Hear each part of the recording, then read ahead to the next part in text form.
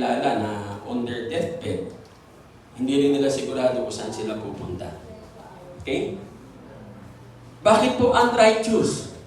Because instead of pursuing God's priorities of the kingdom and righteousness, anong pinupurso nila?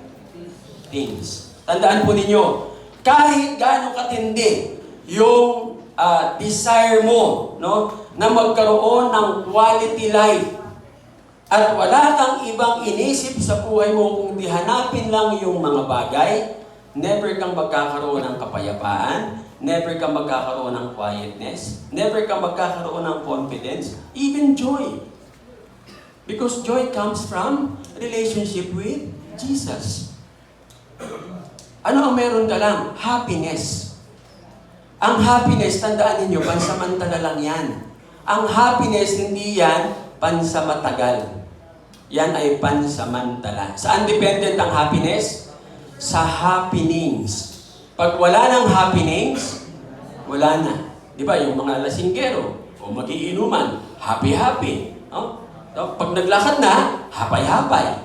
Wala na, tapos na yung happenings. O, darating yung December. Anong meron? Ha? Party-party. Bakit? Christmas. Inaral ko nga yung Christmas eh. Kasi gusto kong malaman, kailan ba talaga pinanganak ang Panginoon? Naku, kuntindi na natuklasan ko. From the Bible, no? From the Bible. Mali pala talaga yung ating. Pero sabi ko, alam nga naman, kumanta kami ng Silent Night ng Tag-araw. Kakanta tayo sa April. Silent Night.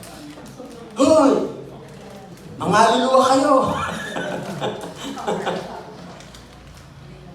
Kasi mula po sa Bible, nakita ko, isang passage lang po yung nakita ko.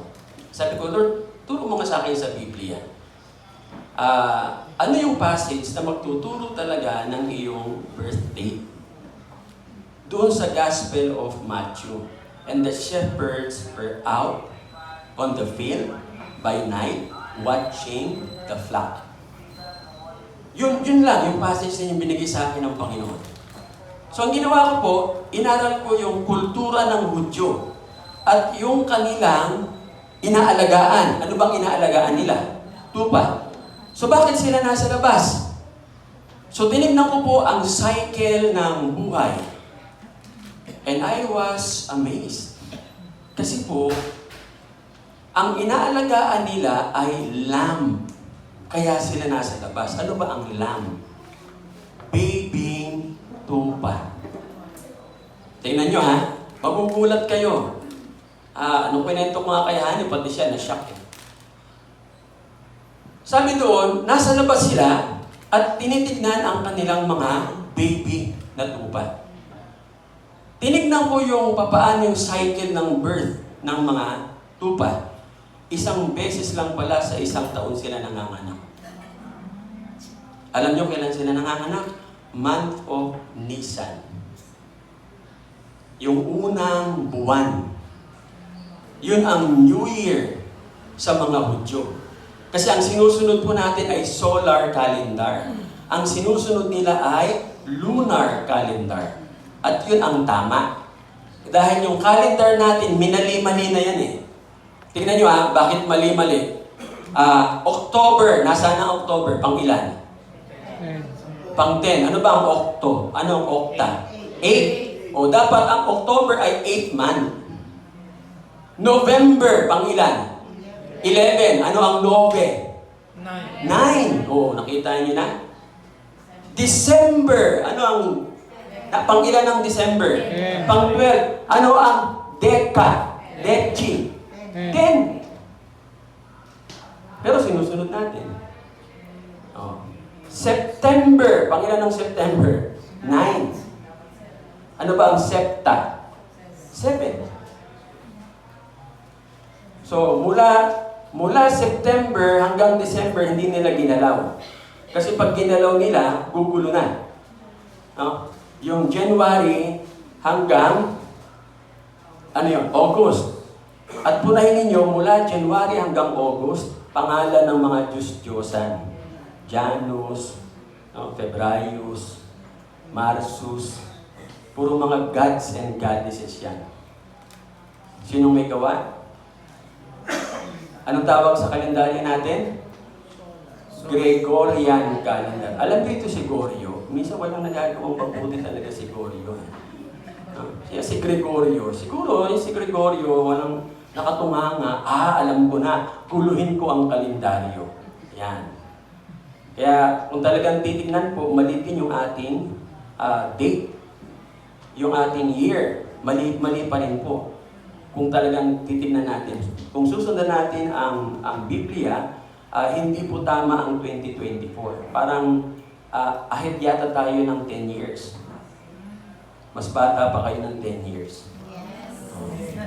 Kaya ako ay 50.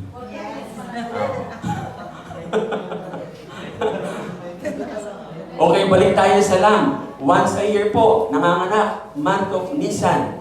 And to my surprise, nanganganak po sila April 1. Meron kayong nare-recall ng April 1? And Jesus was born on April 1. Why? He is the Lamb. Hindi ba kayo nagugulat? Sino nagpauso ng April Fools? Satanist. Every time na sinasabi ninyong April Fools, sino kine-curse ninyo? The birth of the Lord Jesus Christ. Nakinya para tayong niloko sa mahabang panahon. Alam niyo, nung malaman ko yon, lumuhod ako, alas 12 ng gabi, nagsisi ako, kasi nagse-celebrate ako ng April Fools. Magsisend ako ng message. Basta totoo ba? April Fools.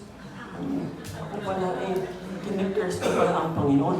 No wonder, may mga nangyayari sa atin na hindi tama. Why? Because we are cursing God. Without our knowledge. Alam ba ng marami yan? Hindi. Magtanong kayo sa mga ibang mga mananampalataya. Tanungin niyo si Ninang, tanungin niyo si Ninong. Hindi nila alam. Hindi rin kasi alam ng pastor nila. Kasi ang mga karamihan ng mga pastor, kaya pardon po, no? Patawad Panginoon, pero ito nakikita ko, nagpipreach sila para lang dumami ang miyembro. Hindi para matuto ang miyembro at ang mga miyembro ay maging mga teachers. Ako yun po ang goal ko sa pagtuturo. Ang goal ko palagi maging teacher kayong lahat. Kasi yung knowledge na nakukuha po ninyo dito, hindi nyo po makukuha sa iba. Ilalaman ko po ng, hindi po pustahan, hindi tama yun. Sabi nga ay, ilalaban ko ng bunong braso. Yan. Wala po, hindi po ninyo makikita sa iba yan. Hindi po ninyo mapapakinggan. So ito po sinasabi sa atin ng Panginoon. Let us pursue righteousness. And the kingdom of God will follow. Gusto mo ng kapayapaan? Ipursu mo ang righteousness. Gusto mo ng buhay na masagana? Pursue righteousness. Tandaan natin, dapat ang buhay natin ay naka-align sa Panginoon. Ang problema po ito, ang focus natin ay possession, not position. Possession, out of alignment, hindi in alignment, position. Ito po nakakalungkot. No? Kaya nga, makikita ninyo, nagninegosyo ka, aangat ang konti, babagsak. Because you are living unrighteously. Sa mga panahon ito, mga kapatid, napakadaming tao ang merong great discontent. Kaya merong tinatawag na malawak na separation nung buhay ng mananampalataya sa mga pangako ng Panginoon. Bigyan ko ng example. Marami po ang namumuhay beyond their means. Ano po ibig ko sabihin? Sabi nga, gumagastos ng pera, sobra-sobra sa sweldo. May kilala kami ni Ani, lagi na lang kapos. Pinenta namin yung kanyang kinita sa loob ng isang buwan, 30,000, ano? Eh wala naman siyang talaga masasabi mong pinagkakagastusan na malaki. Kaya sabi ko, saan napunta yun? Simple conclusion, namumuhay siya unrighteously. Kumita ng 10 piso, gumastos ng 30. May utang na 20. Tapos, mag-a-advance. Kasi may utang pa. Makita niyo po yun? Spending beyond our means. No? Hindi mo naman kinikita yung pera na yun, pero pinipilit mo. Sabi nga ni Jane kanina natapos ng walang utang. Kung ano lang yung naroon. Bakit nangyari yun? Because we are starting to live righteously. Amen? Tandaan niyo, ang righteous na tao ay humihingi ng tawad at hindi mataas ang pride. Ha? Pag sobrang taas ang pride, that's unrighteousness. Huwag mong sasabihin na, bakit sila? Bakit ako? Huwag mong i-compare ang sarili mo. Unrighteousness yan. You are created uniquely by God. Kaya mamimili ka sa Uniqlo. Hindi po yan.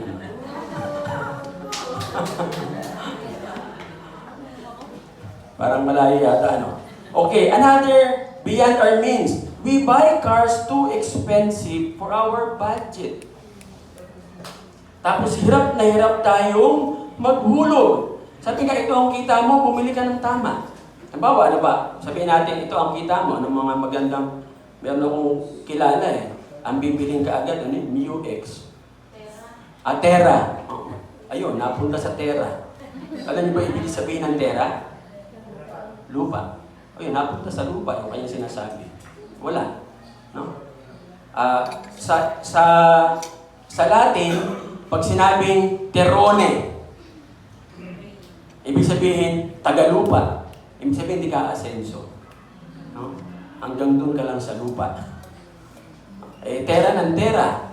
Hindi pa nga nagtatanim. Gusto nang mag-harvest. Aba, napakagaling mo naman. Kailangan magtanim ka muna. Bago ka mag-harvest, magtatanim ka.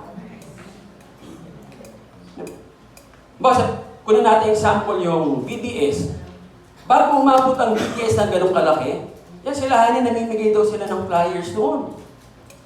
Saan pa kayo namimigay sa mga footbridge, sa ilalim ng tulay, kung sino lang bigyan, yung ibang nabibigyan, tinatapon lang. Pero may mga binabasa, eventually, yun na. Nagtatanim. Hindi yung uupo ka lang, hintayin natin. May malalaglag yun One tamad. No? Another spending beyond, no? Houses we can make yung bayad. Kukuha ka ng bahay at lupa, magkano ang sweldo mo? Alam niyo ba yung mga bilyonaryo? Ilang bilyonaryo ang kilala ko na walang bahay at lupa. Umuupa pa rin hanggang ngayon. Yung isa, na-meet ko pa sa isang church. No? Malaki ang kumpanya niya dito sa Pilipinas. Pinuntahan ko siya sa bahay niya. Kasi ako yung naka-assign sa visitation. No?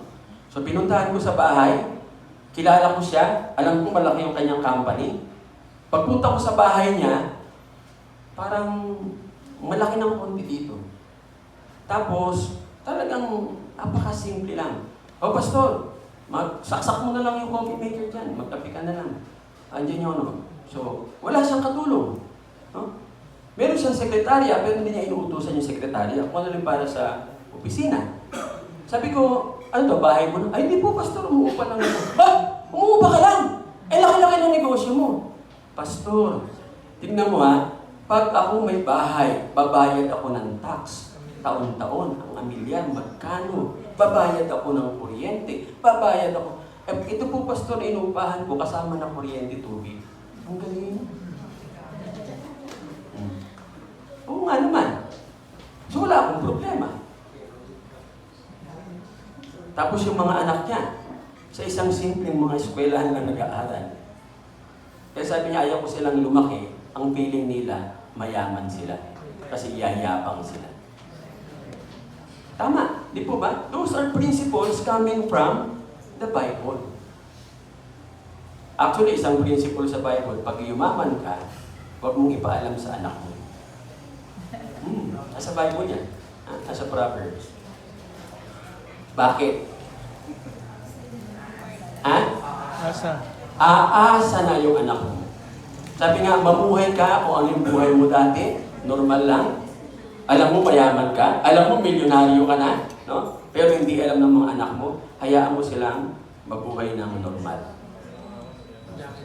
Yung anak nga ni di ba? Yung anak ni, sino to, si John Gokong Wei. Pinapahugas ng pinggan yung anak niya ng ilang taon. Tagahugas ng pinggan. Siya po ang tagapagmana ng JG Summit. Pero pinapagtrabahong tagahugas ng pinggan. At sinabi sa kanya, pag hindi ka papasa sa loob ng ganyang span ng taon, wala kang mamanahin ni 5 duling. O natuto siyang makisama. Kaya tingnan nyo, iba ang anak ni John Gokong Wei sa anak ni Henry C. Mga anak ni Henry C, nanununog ng bahay, umapatay ng tao. Pero pag Sunday, hallelujah, puri ng Panginoon. Ilang tao na ang namatay na sinunog nila ang mga bahay. Para lang makuha nila yung lupa, tatayuan ng SM. Meron tayong example, konkretong example sa Antipolo yan, kina Sister Edna, Sister Stella. Pag Sunday, nagtitestimony. Salamat po sa Panginoon, nakasunod. Ay, hindi po pala, nakatulong kami sa nasunugan. Sabi ko, sana madulas minsan habang nagtitestimony. Ang Panginoon na ang ng bibig niya. At masabi niya, salamat po sa kay Satanas. Ayun, yung pala sinasamba mo. Spending money beyond, no? Kaya ang mabigat pa, kung bumili ng mga damit, sabi nga, designer's clothes.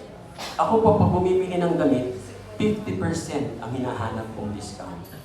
Pumunta kami ng Robinson, sabi ko, bibili ako ng polo, isa lang. Kasi yun lang yung budget ko eh. Pagdating ko ng Robinson, 50%, punta kayo, 50% pa. Ito mga to, pantalon, 50%. Yung isa naging 4. Sabi ko, Lord, ang galing mo talaga. At hindi po basta-basta ang tatak. Kasi ang mga pupunta ka ng bayan, yung mga polo dyan, ang tatak sa bayan ay pipits. Ipitsukin. Sa Robinson, pagka gusto niyo ng mga magagandang polo, pantalon, Robinson po talaga. Hindi ako pumibili sa SM. Lalo na ngayon alam ko nanununog ang SM. Hindi ako pumibili dyan. Talagang, sabi ko, from now on, ibo-boycott ko ang SM. And I always pray, Lord, destroy that company. Those millions of lives have been destroyed by them. In this 90 days of prayer, kasama po yan sa prayer ko. Nakita ko sa lamentation. You can pray. You can pray, Lord, remove them from the face of the earth. Para wala na silang masaktan. Yan po ang aking pinapanalangin. Remove the C family from the face of the Philippines and from the face of the earth. Meron din po silang kamay din sa mga pogo. Imposibleng wala. Kasi mga Chinese yan. Ano pa po? Sabi nga, lahat ito ginagawa in the interest of showing off. Nagyayabang lang. Uy, ang ganda ng damit ko. Wow, mahal yan, mahalin yan. No? Sabi nga ang totoo, punta ka sa bahay, wala nang makain. Naisanla na yung ref, naisanla yung TV, kulang na lang isanla yung buhay kay Satanas. Tandaan nyo lahat ng ganyan. Ano ang resulta niyan? Neck deep na utang.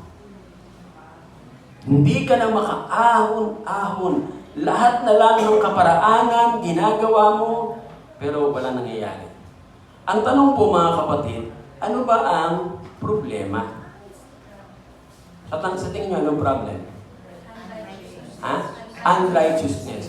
And in unrighteousness, we are obsessed with things. Halimbawa, sabihin natin, ang batang grade 6, kailangan bang may cellphone? Hindi naman, di ba? Pagka ba walang cellphone ang batang grade 6, mamamatay? Hindi. Mas mamamatay pa nga pag may cellphone. Mapapaaga pa nga ang buhay. Pero, anong ginawa ng ating mundo? Sinabi na, kailangan mo ng cellphone. Biglang online classes. Walang magawa ang magulang. Yun na. Gagawa at gagawa ng paraan. Lahat po yan, sabi nga, ay conspiracy. Even the online classes, part of the conspiracy. Na ano? Bumili ng cellphone. Para lang sa ganun, kikita sila, kung sino man yung nag-ano ng online classes, nagugulat nga kami ni Brother Pete. Pati pala yung gera. No, Brother Pete, ano? Pagka pala budget hearing, magugulat kayo, biglang may gera sa Mindanao. Kasi kailangan may gera para magkaroon ng budget ang mga sundalo. Gagawa sila ng tinatawag na fake wars. No? Kasi pag walang putukan, habang nagpa-budget hearing, wala naman tayong gera, bawasan natin yung... may putukan. Dagdagan pa natin ito, may gera. Ang hindi nila alam, gawa-gawa lang ng mga sundalo. Nakita po ninyo? All are conspiracies. Bakit po? They pursue things. Ano-ano po ba yung mga things? Isa-isahin po natin. Food is a thing. Water is a thing. House is a thing. Car is a thing. Money, even lifetime partner. Hindi po ba? Pag yun ang pinupurso mo, yung partner lang sa buhay, hindi ka makakahanap ng maayos na ka-partner. Ano ang ipupurso mo? Righteousness. And even that will be given to you by God. Amen? So lahat po ito, tandaan natin, lahat ng mga bagay na yan, pag yan ang pinurso natin, they will destroy us. Yung obsession po natin with things, yan po yung hunger na kailanman hindi natin mapupunuan. Yan yung sinasabi ko pong, kain ng kain, payat. Kayod ng kayod, salat. Tulog ng tulog, puyat. As long as we pursue things, hindi natin malalaman anong ibig sabihin ng peace, anong ibig sabihin ng contentment, anong ibig sabihin ng joy. Saan po tayo dadalhin yan? Saan tayo dadalhin? Pag pinupurso natin yung mga bagay. Slavery. Diba nagiging alipin? Bakit ang mga artista ay alipin? Akala niyo ba ang buhay ng mga artista okay? Hindi po. Anong tawag sa mga artista natin? Anong tawag pa dyan? Aside sa hypocrite, anong tawag sa negosyo na yan? White slavery. Yan. Sila po ay mga mahal na bayad na mga prostitutes. Nakita niyo yung kay PDD? That's a concrete example. Diba? Lahat nando doon.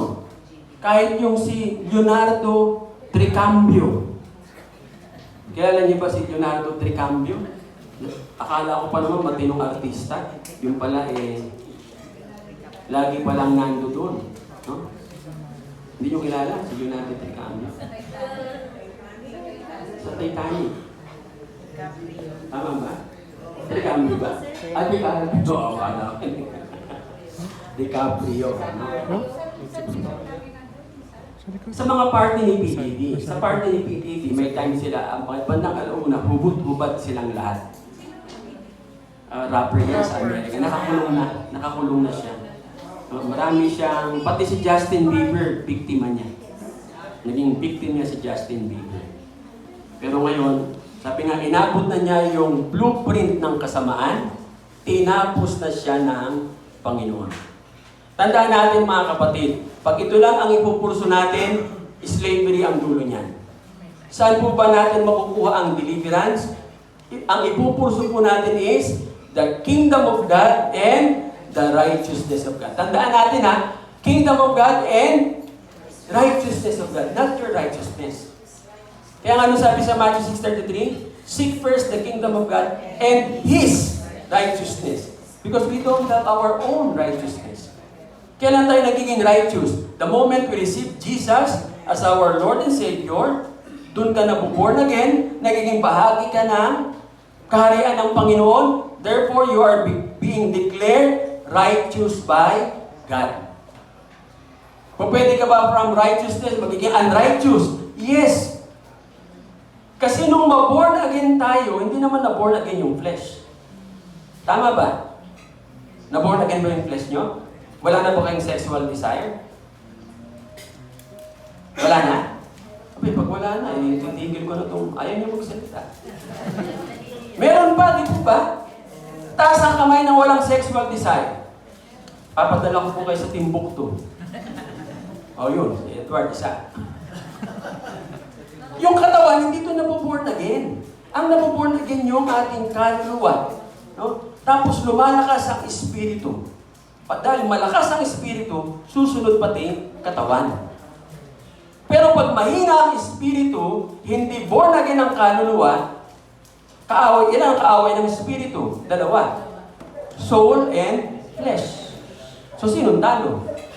Spirit. Ay, 2 against 1. Pero pag naging magkakampi ang soul at spirit, talo ang flesh. Kasi ang sabi nga, parang ganito ang senaryo. Ang laging nag-i-invite yung flesh. Ang madali niyang kilitiin si soul. Kasi si soul yung emotion. Bawa, sa pinakita niyo flesh, wow! Ang mura ng hamburger, oh. Buy one, take three. Punta tayo doon. Sabi ni Spirit, ibubulo niya kay soul. Soul, pag kumain ka ng kumain yan, o lalaki ka, akala mo masin, puro hamburger yun. No? Tapos yung abs mo, puro hamburger din. Ngayon, kung si soul ay hindi born again, ano na sabihin ni soul? Kikilitin siya ni flesh. Di ba masarap yun? Oo nga, tara! Napaka-KG nito si Spirit. Punta na sila doon. Lamon na. Kakakain, maya-maya. Ano nangyari? Punta doon. No? Maya-maya, biglang may dumating na, wow! Sino yun? Ayun, kabataan kasi laging nandito. Gabi-gabi kumakain. Ayun. Tapos sino sisisihin mo? Meron tayong sisisihin? Ang Diyos? Hindi. Sarili, kasi hindi na born again yung flesh. Kaya nga yung righteousness, kung pwedeng after being righteous, maya-maya, unrighteous ka. Kaya kinakailangan mo born again ang flesh. Hindi po ito about do's and don'ts. Yung mga ibang relihiyon, na ang daming mga bawal yung teka muna, na born again na ba yung soul? Hindi pa. So kahit pagbawalan mo ng pagbawalan, kahit sermonan mo ng sermonan, hindi na po born again ang kaluluwa, ganun pa rin po yan. Balik pa rin po sa dati. Pwede mong i-fake. Pwedeng Sunday talaga namang tumutulong pa luha mo. Ha? O pwede po yun. Pwedeng mangyari yun. Kasi, pag ikaw ay unrighteous na nag-worship, you are a man-pleaser. Eh nakita mo, sa congregation, pag tumulo ang luha mo, talagang nakaano lahat sa'yo. Kaya kada taas ang kamay mo, talagang mong gripo, grabe, nakikita ng lahat. Nakatingin na lahat sa'yo. No? Bahanan. Kapatid, hindi ka na lumiyak. Ilan po kami makakilos. Kaya ka pala nilalapitan, pinapatigil ka na umiyak. Bahana pala dun sa sahig. Sobrang OA na. Ayun. So tandaan natin mga kapatid. Sabi nga, ito ay hunger for worldly thing, mga bagay. Ano po ba ang dapat na mangyari? It's a matter of exchanging yung hunger natin from worldly things to the kingdom of God and righteousness. Matthew chapter 5, verse 6. Basahin po natin. 1, 2, 3, go.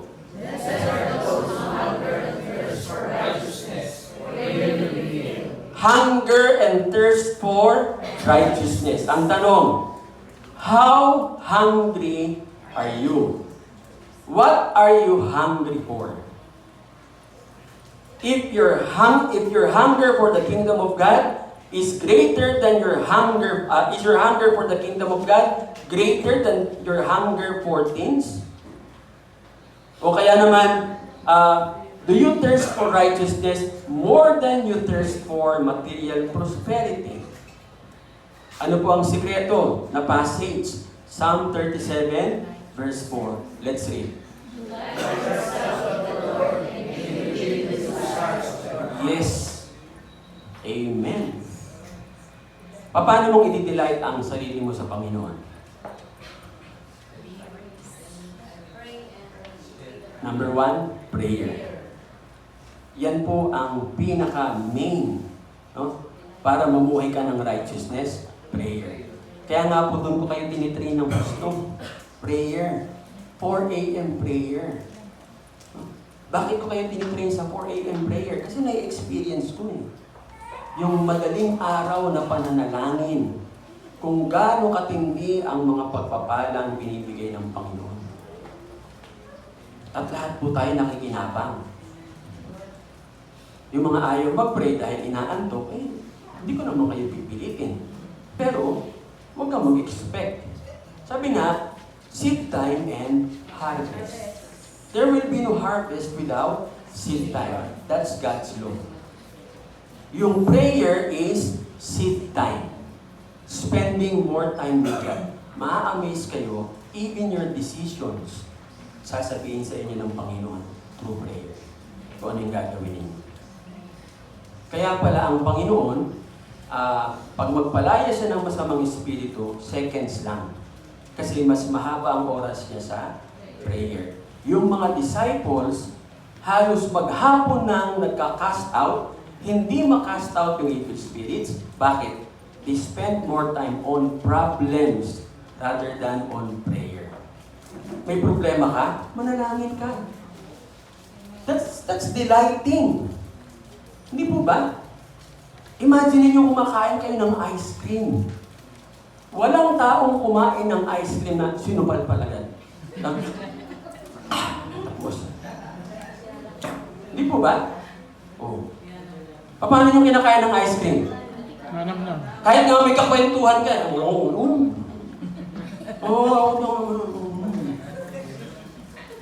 Wala doon yung focus mo. Nasaan? Nasa ice cream. Because you are delighted. Sabi nga, enjoy na enjoy ka. That's delighting yourself in the Lord. Magpipray ka nga, alas 4 na ng madaling araw. Yung pala, kailangan matapos ako ng alas 5. Kasi yun na naman sinabi ni Pastor. Is it delighting? No. Pagkising mo ng umaga, hirap ka na. Bakit? Kasi ang ginagawa mo is what? Obligation. So pagbangon mo alas 4, pinikwentuhan mo yung sarili mo, tayo, magpipray tayo, sabi ni Pastor.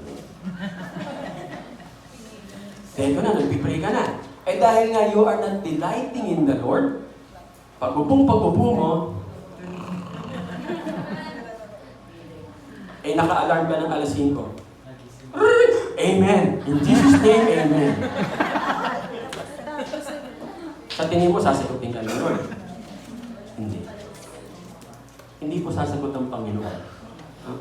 Kahit ano po ang gawin ninyo. Delight yourself in the Lord. Ano sabi niya? And He will give you. Ano daw? Desires. Ano ang desire ninyo? Ano pang isang word sa desire? Wish. Diba? Wish ko lang. Sige natin ano mga wishes ninyo. Kim, ikaw anong wish niyo? Makapagpatayo ng bahay. Diba? Kailangan din ng lupa. Ayun, diba? Lupa at bahay. Kompleto. May lupa na. Sabagay, may lupa na tayo sa Kalawis. Pwede mo nang tayuan yun. Yung mga gusto niya talagang magtayo, laki ng Kalawis. May 16 hectares tayo doon. Pwede na kayong mauna doon. Hindi kayo magugutom doon. Ang daming saging. Pinataniman ko ng saging kay Pastor Jan. Abay, punong-puno ng saging na sapat po doon ngayon. Kaya kung gusto niyo sabihin niyo, gusto kong mamuhay ng tahimik, punta kayo doon. Tubig, walang problema. Tap nyo lang yung bukal doon sa taas. Yung pinakatuktok ng bundok ng Kalawis, bukal po yun. Atin din po yun. Itatap lang po ninyo. Lagyan nyo lang po ng pipe. Sabi ko nga kay Brother John, lagyan mo na kaya ng pipe, Brother John, para may pupunta na doon. And dali naman ang biyahe papuntang Kalawis. Sabihin mo lang, magpunta niya, tatawagan ko si Pastor Jan. O, may pupunta dyan, magtatayo ng bahay. Walang gutom sa Kalawis. Natandaan nyo, walang gutom doon. Ha? Yan ang blessing sa atin ng Panginoon. No? So si Kim, bahay at lupa at bahay. Okay? O, sino bang may mga wish? Ikaw, Edward, anong wish mo? Ha? Ferrari? Computer set? Si Brother Pops, ano ang wish mo?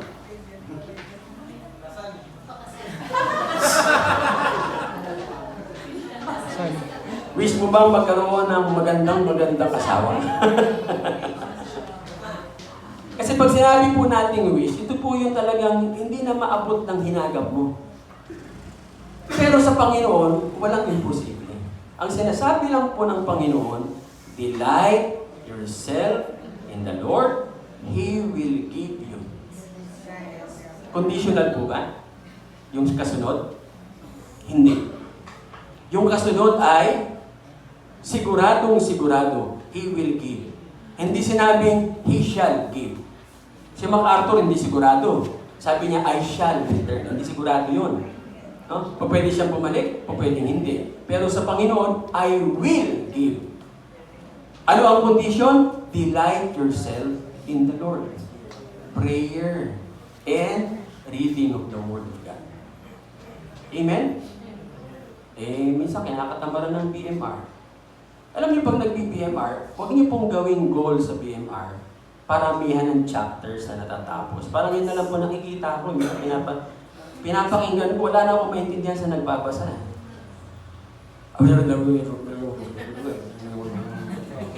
Nakakasampung chapters. Dapat pag nagbabasa, parang nagbabasa ng kwento na talagang minanamnam mo. Hindi ba alam makadalawa-tatlong chapters ka, kinausap ka naman ng Diyos. Kaysa nakasampu, 12, 14 chapter, gulat ako may nag-post. 15 chapter, ha? Paano niya nagawa yun? Nagulat nga ako. Gulat kami. Aning 15? Grabe ang tindi naman. Paano binasa? Ano ba?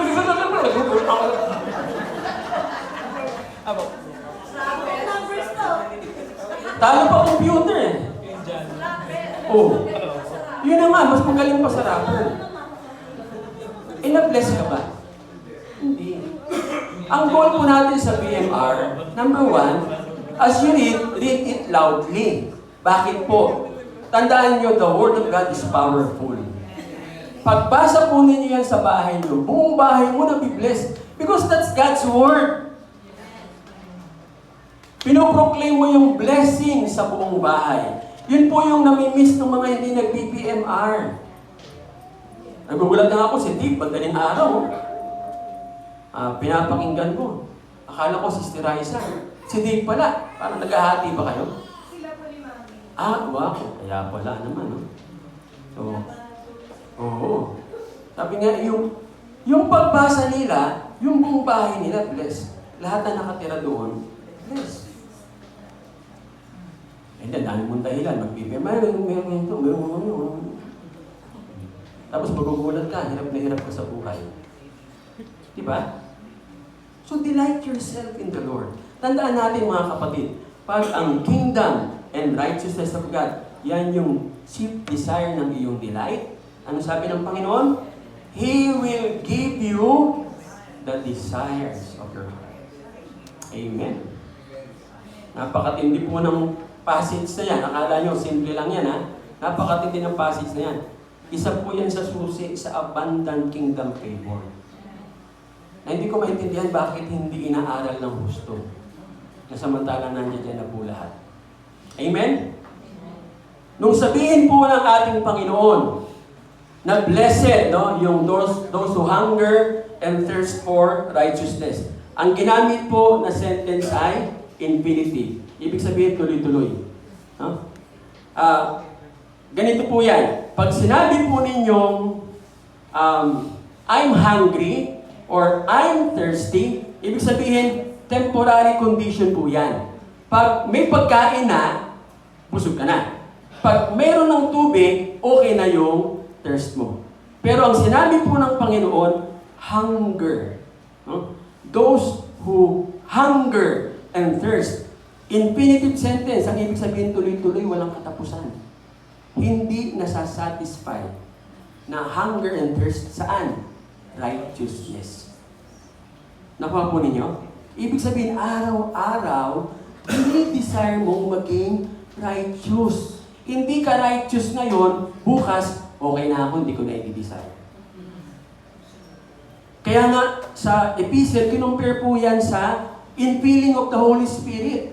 Tapos sabi doon, yung pinifill ng Holy Spirit ay jars of clay. Ano sa Tagalog? Banga. Sino may banga? May mga banga ba kayo? Punuin niyo ang banga. Punong-puno Wala po yung butas. Kinaumagaan, bawas yan, mga ganong kadami. Hahanapin mo saan dumaan, wala. Sabi ng Panginoon, tayo yun, jars of clay. Puspos ka ngayon, bukas, puspos ka pa ulit. Hindi. Sinasabi ng Panginoon, araw-araw. Kaya nga, give us today our daily bread. What is our daily bread?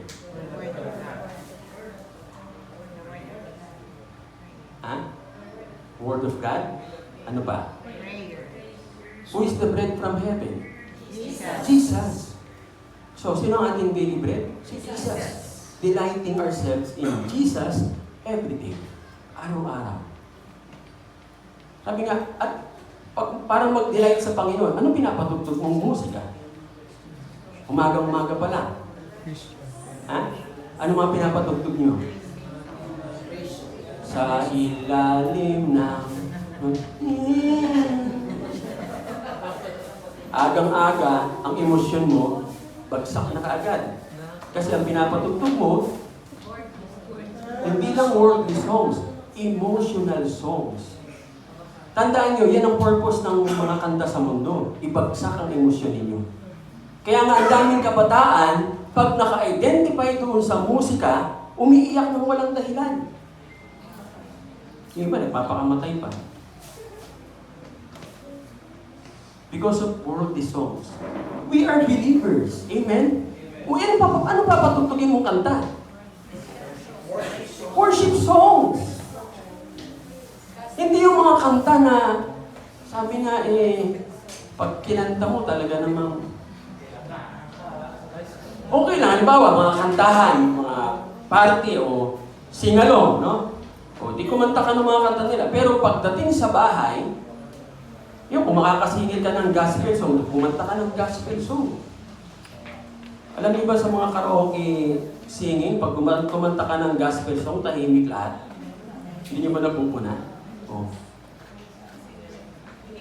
Pag kumanta ka ng, natutulog ba ang Diyos? Biglang mo. Nakikinig.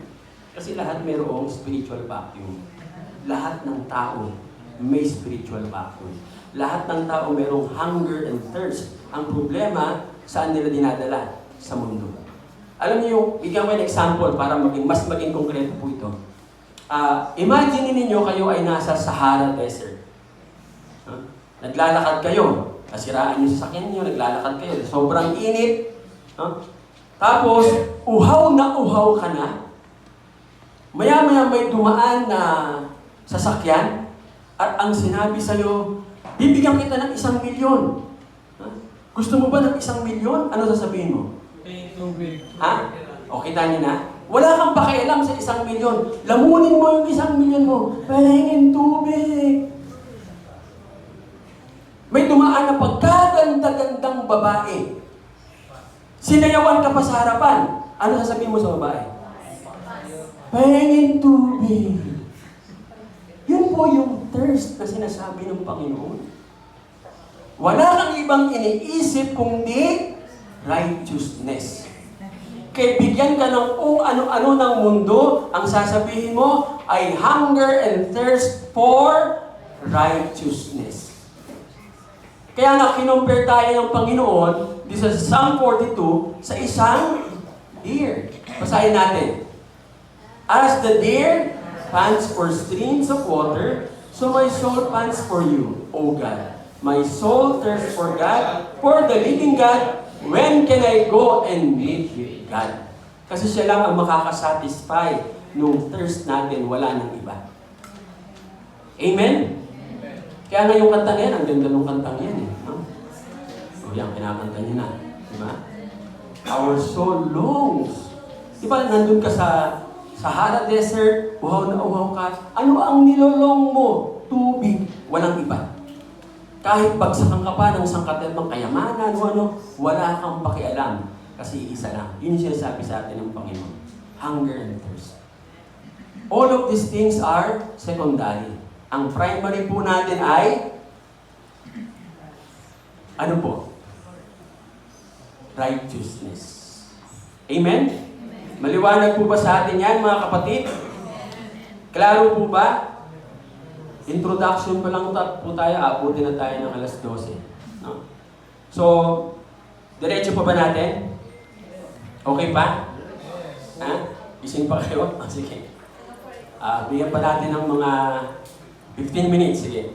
So, kasi importante yung susunod. Ang susunod po ay divine position. No? So, divine disposition. Ibig sabihin po, nung inaral po natin kanina, yung continuing hunger and thirst for righteousness, ito po yung pag-position po natin, no? Para makapasok tayo doon sa fullness of kingdom life. Saan? Dito sa lupa. Gaya ng sa langit. Nakita niyo yung prayer ng Panginoon? On earth as it is in heaven. Hindi sasabihin ng Panginoon sa prayer kung hindi pwedeng mangyari. Bigyan ko ng example. Paano kumuha ng pera ang Panginoon? Yun po ang example ng kingdom life, yung kay Jesus. Kailangan niya ng pera. Saan siya kumuha ng pera? Sa bangko? Saan? Sa isda. O, sabi nga, masasabi ninyo, saang kilikili ng ahas kinuha ni Jesus? Paanong nangyari na pumunta lang siya sa ilog, tapos yung isda sumungaw, boss. Boss. Kunin mo na lang. Kung magkano yung kailangan niyang bayaran, yun yung binigay. Bakit? Bakit po? Ba't yung mga imposible nangyayari kay Jesus, hindi pa pwede mangyari sa atin yun? Anong sikreto ni Jesus? Righteous life. Si Jesus ba may buhay na hindi matuwid? Wala. Encourage ko kayo panoorin niyo yung mga series ng The Chosen. Pakaganda po niyan. Ang kagandahan sa The Chosen, ang ginawa po ng direktor, ipinokus ang buhay dun sa mga tao na na-encounter ni Jesus. Paano silang binago ni Jesus. Ang isang napakagandang series ng Chosen niya kay Mary Magdalene. Ang ganda nung sinari doon. Talaga nung pinanood ko po bumahan ng luha sa bahay. Buti may map na mapo agad. Ang ganda po ng mga series niya. Pati yung si Matthew, si Peter, no? Meron po sa YouTube. Titingnan niyo lang po The Chosen. Kaysa kung ano pinapanood natin. No? Nood kayo ng nood ng mga nakakatakot, takot ka rin naman. Nood kayo ng nood ng mga, ano pa bang mga pinapanood na mga Korean, naalala ko yung nanay ko, ang laging tanong sa amin yan bang ginagawa niyo, makakatulong sa Pilipinas? Yan laging tanong ng nanay ko Napaka-simpleng, simpleng-simple lang po yun. Pag ginanong na kami, tumitigil na kami. Kasi ako po nung nakwento ko kanya kaya sabi ko alam mo nung kabataan ko, merong dumadalaw sa bahay na babae na ang alam niya girlfriend ko siya. Yun ang alam niya. No? So, nagsimula yata yun, high school ako. Fourth year high school hanggang college. Ano yata yun parang kung saan yung obsessive compulsive. Dire-diretso po yun ang kwarto. Mga kwarto naman, wala namang mga kwarto namin, walang pintuan, kurtina lang. So, nakahiga ako galing sa eskwelahan, pagod na pagod, biglang papasok, huy! Magigising ka, kailangan kausapin mo siya. Pag sobrang tagal na niya sa bahay, dadaan yung nanay ko. Alam ko na yung pagbalik nun. Yung bang usapan nyo, nakakatulong sa Pilipinas? Sabi niya, Nay, uwi na po ako. Sabi ko, buti na lang na ang ganda ng mga tirada mo. Kaya alam na niya, pag nagsabi ng nanay ko, minsan daan pa lang ng nanay ko, alam na niya uwi na ako Hindi na babalik nanay ko noon. Sabi ko, buti nakalaya ako doon. Sabi ko, siguro kung yun ang napangasawa ko, ewan ko anong itsura ng buhay ko siguro ngayon. Kasi ayaw niyang, pagkausap ko siya, hawak-hawak niya yung baba ko. Kailangan, kailangan di ako titingin sa iba. Ako ganun po. Ilang taon akong ganun. Hindi ko naman mahindian, dahil ang iniisip ko, baka magwala. Ma-offend, umuwi ng bahay, at sumigaw ng rape, mga kilala po sila sa Marikina. Ang apelyido po nun, mga Di Guzman. Kasi brother din mga Di Guzman, mga ano yan high school pa lang ako. Pwede akong ipakasal ng wala sa oras. Dahil nirape yung anak. So ako po talagang, ganun lang. Pero buti na lang meron akong nanay. Kaya nga, sabi ko nga, ako ay inayos ng aking Panginoon. Kaya mga kapatid, sabi nga, dapat nasa tamang posisyon po tayo. Para nang sa ganun, yung kingdom life, hindi yung mundo ang ating punong-puno ng kabuhayan. Tandaan natin, ang righteousness ay legal term. Hindi po yan religious term. Anong ibig sabihin po niyan? In alignment with authority. Kaninong authority? Sa kaharian ng Panginoon. In the authority of the kingdom of heaven. Kaya lagi sinasabi ng Panginoon sa prayer, on earth as it is in heaven. Kung ano yung meron sa langit, pwedeng mangyari sa lupa. Anong meron sa langit? Kapayapaan. Anong klaseng kapayapaan? Anong klaseng kapayapaan sa langit? Total peace, hindi nawawala. Pwede ba mangyari sa lupa? Yes. Anong kailangan lang? Righteousness. Anong sabi sa Proverbs? Yung binasa natin last Sunday? Righteousness exalts a nation. Ang sikreto pala para ang bansa natin ay umayos, mamuhay tayong lahat ng matuwid. Kailangan ba buong Pilipinas? Hindi. No. If my people lang, hindi buong Pilipinas, shall humble themselves and pray and turn from their wicked ways, then I will hear from heaven. Forgive their sins and heal their land. Amen? Tingnan niyo yung sinasabi sa atin ng Panginoon, napakasimple. Hindi nga lang masyado natin pinapahirap yung simpleng bagay na sinasabi ng Panginoon. So kailangan tayo po in right standing with the governing power. Sino po yan? Sa panahon natin ngayon, who is the governing power now? The Holy Spirit. Anong tawag sa Holy Spirit sa Bible? Governor. Because of the government na dala-dala ng Panginoong Yesus. So, yung key para ma-maintain yung right standing is, basahin natin, obedience to the laws of the government. Mahirap ba? Mahirap. Diba? 10 Commandments nga lang. Itaas ang kamay na nakasunod sa 10 Commandments. Ayaw ko nang itaas kamay. 10 pa lang po yun. Gano'ng karami ang commandments sa Bible? Ang dami po. Gano'ng karami ang promises? Madami rin. Gano'ng karami ang assurance ng Panginoon na nagsasabing, anak, huwag kang matakot, kakayanin mo yan sa biyaya niya. Ilan? 365. Anong ibig sabihin? Araw-araw, sinasabihan ka ng Diyos, do not be afraid. Araw-araw. Nakita niyo yung pagmamahal sa atin ng Panginoon? Ano lang kinakailangan? Obedience to the Lord. Gawin po natin konkreto sa bahay. Anong ibig sabihin ng obedience to the law of God?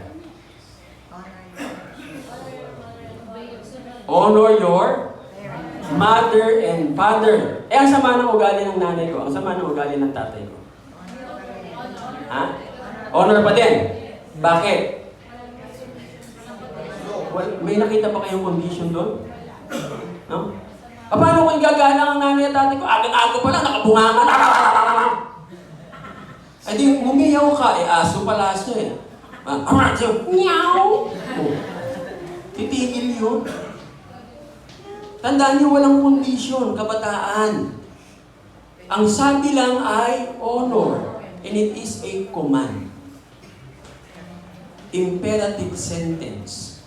Kinakailangang sundin.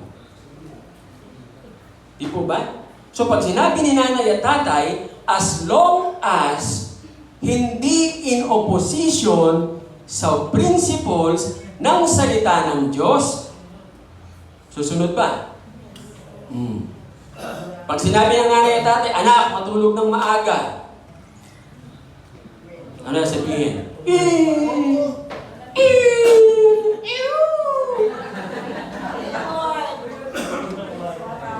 Grabe, bigla nagkakaroon ng aeroplano.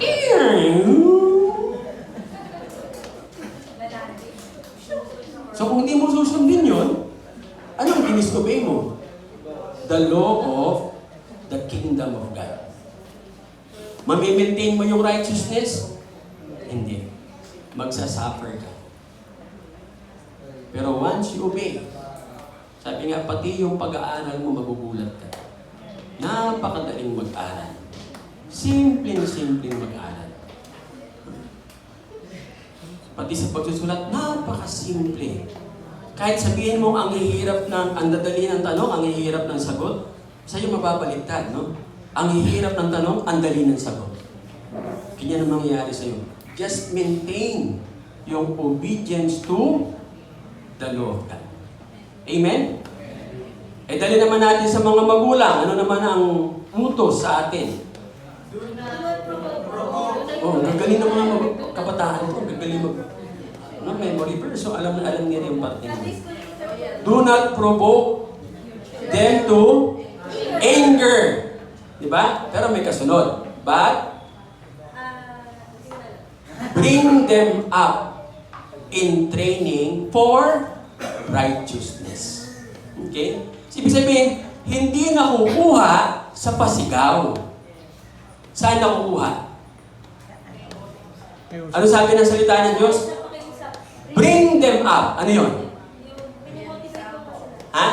Be an example. Hindi po ba? Hindi po pwedeng, anak, huwag kang magsisigarilyo, bili mo ako ng sigarilyo. Tapos sabihin ba, ba't kayo po nagsisigarilyo? Bata ka pa, paglaki mo na. O di nakatatak sa utak niya. Dapat ikaw ang example. Di ba? O anak, mag-pray ka palagi ha. Nakikita ka ba nagpipray? Anak, magbasa ka ng Bible. Nagbabasa ka ba ng Bible? Pangunahan mo. Kaya nga, bring them up eh. Alam niyo yung idea ng bring them up? Yung bata nakahiga, kukunin mo, ibabangon mo, tapos i-appreciate mo, dalawa kayo naglalakad. Kung ano yung bilis ng lakad mo, yun din ang bilis ng lakad niya. Hindi po pwedeng ninangaw-ngawan mo siya, ha? Puro ka cellphone. Pero pag alis na niya, ikaw pala, andun din cellphone. Pagbalik niya, oh, akala ko ba, parunong ka pa. So, anong klaseng training? No? Be an example. Tandaan natin, obeying God's law will give us righteousness, and righteousness is the secret for the horizontal relationship. Aayusin lahat ng Lord yan. Finances, relasyon sa bahay, kailangan mo ng bahay, mahabang buhay, and so on and so forth. Huwag niyong hanapin ang kayamanan. Huwag niyong hanapin ang pera. Simple lang po yung sinasabi ng Biblia. Hanapin mo, mamuhay ka ng matuloy. Diba example na binigay ko sa inyo, si William Colgate? Ba't minanan niya yung Palmolive? Na eventually, nung siya na ang may-ari, naging Colgate Palmolive. Ilang taon siya?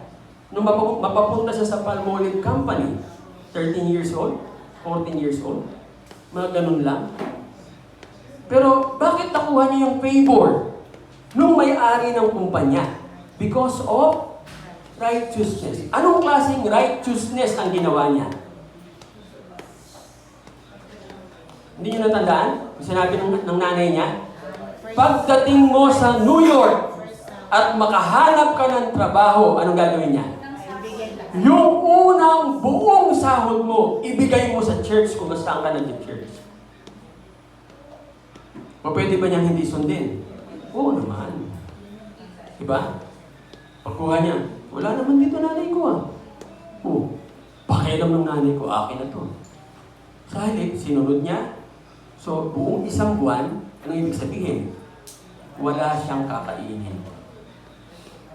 At nakitira siya, nakiusap sa gwardiya, sa katiwala ng Palmolive. Pwede ba akong makitulog doon lang sa isang sulok? Kung bakit ba naman, nung gabing yun, bumalik yung may-ari. Tandaan niyo, walang aksidente. Ako ngayon ko nare-realize, walang aksidenteng mangyayari sa buhay natin. Once we live in righteousness, everything will be pre-planned by God. For what? For your good sakes. Para sa ikabubuti mo. Sabi kasi, sino mag-aakala na babalik yung may-ari nung gabi? At makikita siyang natutulog. Hindi naman ginagawa ng may-ari.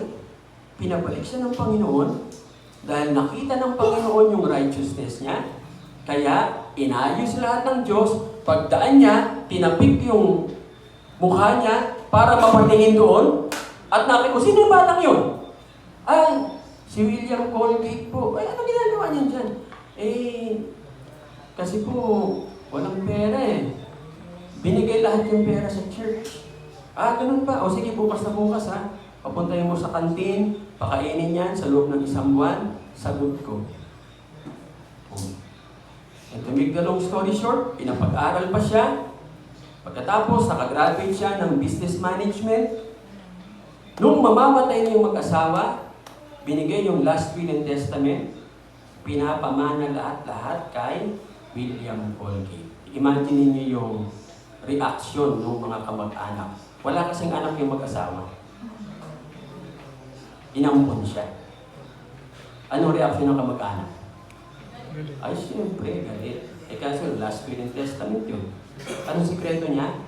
Righteousness. Hanggang ngayon, yung epekto ng righteousness ni William Colgate. Pag pumupunta kayo sa department store, sa grocery store, at bibili ng toothpaste, ano ang unang hinahanap niyo? Wala na si William Colgate. Pero yung mga anak niya, kaapo-apuan, namumuhay pa rin ng matuwid. Bakit po nasabi? Nagtayo sila ng Colgate Bible College. I-research nyo, meron yan. No? Ano pa? Nagbibigay sila ng support sa mga missionaries hanggang ngayon. Nagsama sila ng Procter & Gamble. Si Procter & Gamble nag-declare na kami ay sumasamba kay Satanas.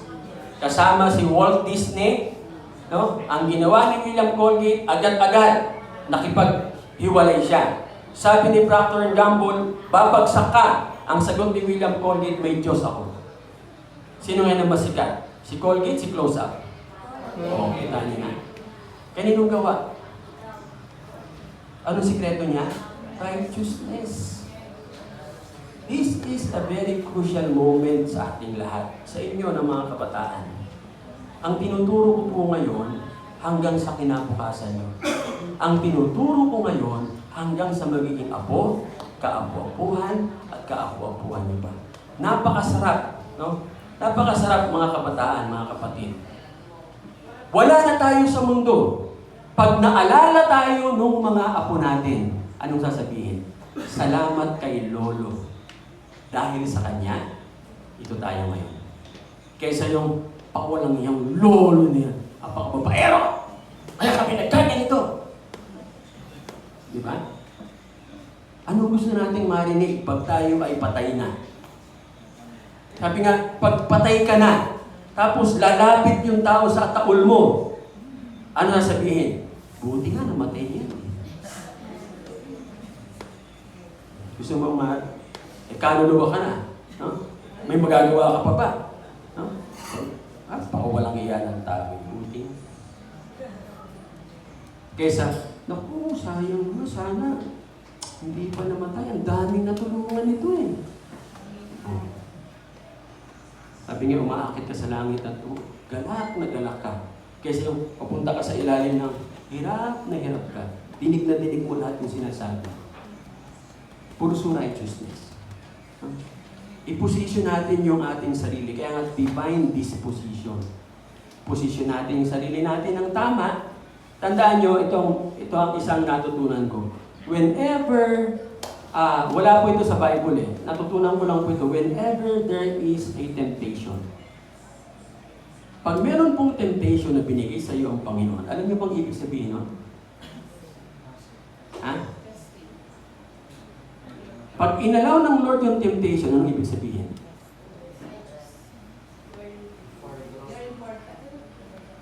Important? Ano ba? Ano ba ang temptation? Anong isang yun? Test. Di ba? Oh. Pagka nag-test kayo at pumasa kayo sa test, anong ibig sabihin? Masaya lang?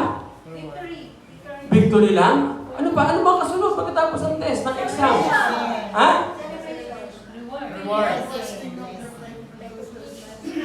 Oh, grade 2 ka. May test. Yun. Tataas yung level mo ng grade. Di po ba? So, grade 1 ka, ang baon mo 10 piso. Nag-grade 2 ka, ang baon mo magkano na? O, tumaas na ng piso kahit paano. Yun po ang purpose ng test. The purpose of temptation is, number 1, God wants to level you up. Saan? With all of the benefits and blessings. Huwag kayong magreklamo pag may problema. Sabi nga, huwag kayong mag-post sa Facebook. Walang magagawa sa Facebook. Manalangin. Kasi nasa kanya ang solusyon. Pangalawa, no, dalawa lang ang nakita kong dahilan eh. Aside sa itaangat ka ng Panginoon, lalaki na baon mo. Ha? Sabi, yung anak ko pumasa. Sabi ng Panginoon, no? Dati ang baon nito, 1 milyon, gagawin ko ng 2 milyon. Imposible ba? Nothing is impossible with God. Pangalawa po, God is challenging you to do what is right. Tama po ba? Ang tandaan nyo, ang temptation is not for you to do what is wrong. God allows that. Bakit inalaw ng Panginoon? Huwag kang magalit sa Diyos. Ha? Alam mo bakit niya inalaw? Nakita na niya yung faith mo eh. Alam na niya yung level ng faith mo. Hindi ka niya i-challenge, 1 Corinthians 10:13, hindi ka niya i-challenge beyond what you can bear. Tama po ba? I-challenge ka niya doon sa kaya mo. Mas matinding temptation, ano ibig sabihin? Naku po, mas matinding blessing. Kaya pag may temptation, ano sabihin nyo kaagad? Doon ka kaagad. Panginoon, salamat po sa blessing! Dahil may temptation. Ngayon, pag bumigay ka, all the rights and benefits, cut yun. Pero once you obey, lahat ng benefits will be granted. Amen? Klaro po ba? So mag-end tayo dito. Tutuloy natin next time. No? Ano pa lang po tayo? Introduction, tapos point 1. Medyo talaga mahaba po dahil maanong study po ito eh. Ngayon, question. May tanong. Wala po kayong tanong. Magtanong Magtanong po kayo kahit anong klaseng tanong. Wala? Maliwanag po ba? Ay, Jennifer. Ano po susunod natin gagawin pagkatapos? Hindi ko rin alam eh. Sila nakakalo ng programa. Okay, klaro po ba ang righteousness? From now on, I challenge you. Live righteously.